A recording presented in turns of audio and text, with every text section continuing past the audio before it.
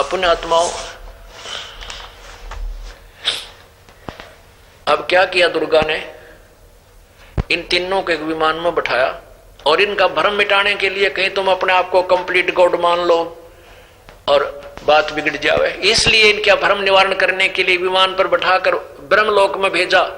ब्रह्मलोक में अभी आपको दिखाया था, इस ब्रह्मांड के ऊपर के छोर पर एक ब्रह्मलोक गुप्त बनाया है इस काल भगवान ने, और वहां पर ये स्वयं महाब्रह्मा, महाविष्णु, महाशिव रूप धारण करता है दुर्गा। वहां पर जब ये महाब्रह्मा रूप में होता है तो महासावित्री रूप में वो होती है, और जब ये महाविष्णु रूप में होता है तो महालक्ष्मी रूप में दुर्गा इस काल भगवान के साथ होती है। ऐसे जब ये महाशिव रूप में होता है, सदाशिव रूप में होता है, तो यही दुर्गा इनके साथ महापार्वती रूप में होती है। तो ऊपर ये कहते हैं, ब्रह्मा जी कहते हैं, हमने एक ब्रह्मा और देखा, एक विष्णु और देखा, एक शिव जी देखा, और हम तो चक्कर में पड़ गए, ये कौन है, हम कौन है, ये क्या चक्कर है। तो इससे सिद्ध है कि ब्रह्मा विष्णु महेश, रजगुण ब्रह्मा जी, सदगुण विष्णु, तमगुण शिव जी, ये कंप्लीट गॉड नहीं है। लेकिन ये भी कहना ठीक नहीं कि ये भगवान नहीं, ये जिस क्षेत्र के मालिक है उतनी क्षमता है। अब आगे देखो कि इसके बाद हमारा विमान आगे चला और वहां एक मीठे जल का समुद्र मिला, उसमें एक मनोहर द्वीप था, उसमें एक सुंदर पलंग बिछा था, उस पर एक सुंदर रमणी बैठी थी, वही दुर्गा आगे जाके अकेली, क्योंकि ये सब काल कर रहा है, और एक अक्षण के अंदर वो दूसरा रूप धारण करके वहां पहुंच गई जहां ब्रह्मा विष्णु महेश का विमान आगे आना था, जहां उन्हें भेजना था। अब यहां देखो 119 पृष्ठ पे तीसरा स्कंद, ये वही देवी पुराण चल रहा है, तीसरा स्कंद, ये 119 पृष्ठ है। 118 हम पढ़ते हुए आ रहे हैं नीचे से।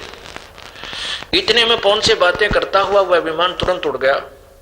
आगे अमृत के समान मीठे जल वाला समुद्र मिला, उसका जल बड़ा ही मधुर था,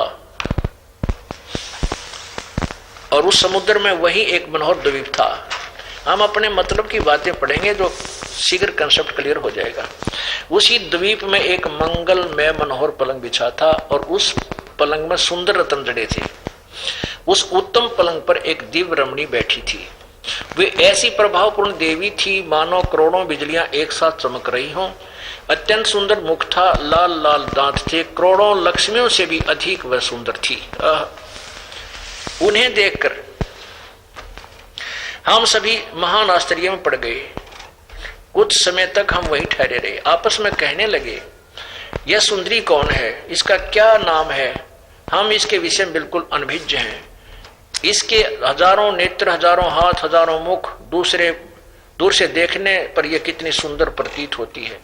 यह न कोई अप्सरा है और न कोई गंधर्व कन्या एवं देव कन्या ही। नारदियों संदेहग्रस्त होकर हम लोग वहां रुके रहे, तो भगवान विष्णु ने उन चारु साहिनी भगवती को देखकर विवेक पूर्वक निश्चय कर लिया कि ये भगवती जगदम्बिका है। तब उन्होंने कहा कि देवी, यह भगवती हम सभी की आदि कारण है, महाविद्या महामाया इन्हीं के नाम है, ये पूर्ण प्रकृति है। ये प्रकृति शब्द आप देखिए गीता जी में काम आएगा, जब हम ये दास आपको ब्रह्मा विष्णु महेश की सृष्टि गीता जी में सिद्ध करेगा कि दुर्गा और काल से ब्रह्मा विष्णु महेश की उत्पत्ति, और पवित्र गीता जी भी ये संकेत कर रही है, क्योंकि वो कोड वर्डों में है। रजगुण ब्रह्मा है, सदगुण विष्णु, तमगुण शिव जी, ये फाइनल करेंगे, और प्रकृति दुर्गा को कहते हैं। ये आपको स्पष्ट हो रहा है, ये देखिएगा।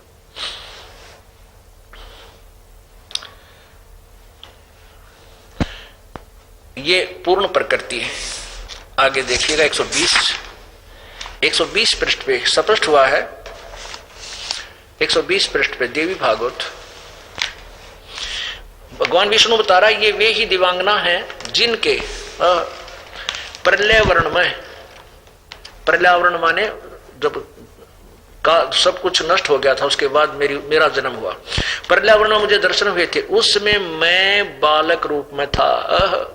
मुझे पालने पर ये झुला रही थी। वट वृक्ष के पत्थर पर एक सुदृढ़ सैया बिछी थी, उस पर लेटकर मैं पैर के अंगूठे को अपने कमल जैसे मुख में लेकर चूस रहा था। इससे सिद्ध है कि अब दुर्गा ने उसके पिछले जन्म की झलक दे दी, बालकपन की। अब विष्णु जी उस पिछली फिल्म को देखकर आपको अपने आप को बता रहा है कि मैं एक छोटा सा बालक था, वो पिछली रील चला दी, क्योंकि हमारे अंतःकरण में असंख्य जन्मों की कोड वर्डों में वो फिल्म फीड है, और उस वही ऑन कर दी इस काल भगवान ने। तो विष्णु जी देख रहा है कि वो हुआ, मुझे ध्यान आ रहा है कि मैं छोटा सा बालक था, और जब मैंने ये मुझे एक वृक्ष के ऊपर एक सुदृढ़ सैया थी, उस पर मैं झूल गाल रखी थी, और मैं मुझे झुला रही थी, प्यार दे रही थी, लोरी दे रही थी, मैं छोटा सा बालक था। अब जो ही ये थोड़े से सचेत होने लगते हैं, उसी समय इनको बेहोश करके दुर्गा और काल इनको अचेत कर देते हैं, कोमा में प्रवेश करते हैं, और जब ये युवा हो जाते हैं तब इन तीनों को इकट्ठा करके, अब ये रोल आप समझ रहे हैं, आगे देखना। ये 120 पृष्ठ दुर्गा का देवी पुराण का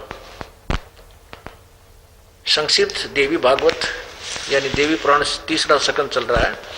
भगवान बता रहे हैं कि उस विष्णु जी बता रहे हैं ये वे ही दिवांगना हैं जिनके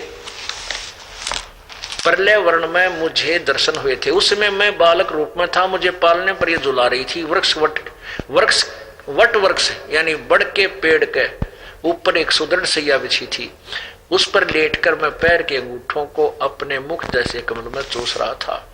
इन्हें देखकर मुझे पहले की बात याद आ गई है, ये सबकी जननी है। यहाँ देखिएगा, अब स्तुति करते हुए भगवान विष्णु बोले 121 पे, प्रकृति देवी को नमस्कार है, भगवती विद्यात्री को निरंतर नमस्कार है। अब यहाँ देखो,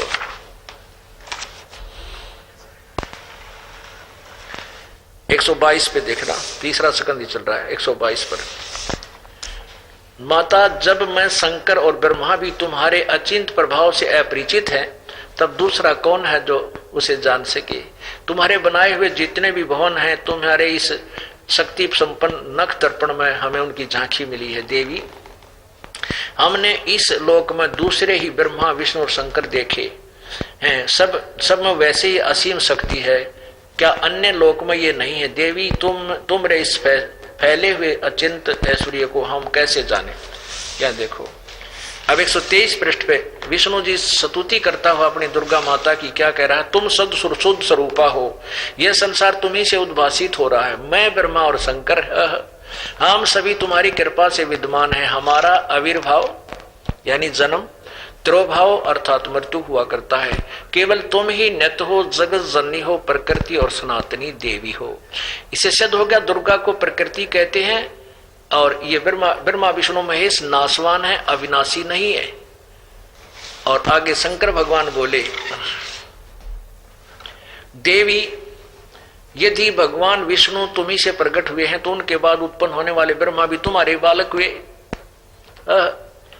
और फिर मैं तमोगुणी लीला करने वाला शंकर क्या तुम्हारी संतान नहीं हुआ। अर्थात मुझे भी उत्पन्न करने वाली तुम ही हो। शिवे, संपूर्ण संसार की सृष्टि करने में तुम बड़ी चतुर हो। आगे बताते हैं, इस संसार की सृष्टि, स्थिति और संहार में तुम्हारे गुण सदा समर्थ हैं।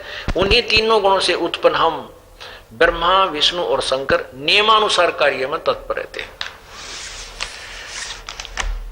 अब पुण्यात्माओं, अब दुर्गा पुराण ने ये स्पष्ट कर दिया, देवी पुराण ने, कि श्री ब्रह्मा, श्री विष्णु, श्री शिव ये दुर्गा के पुत्र हैं। ये तीनों नासवान हैं। रजगुण श्री ब्रह्मा जी, सतगुण श्री विष्णु जी और तमगुण श्री शंकर जी।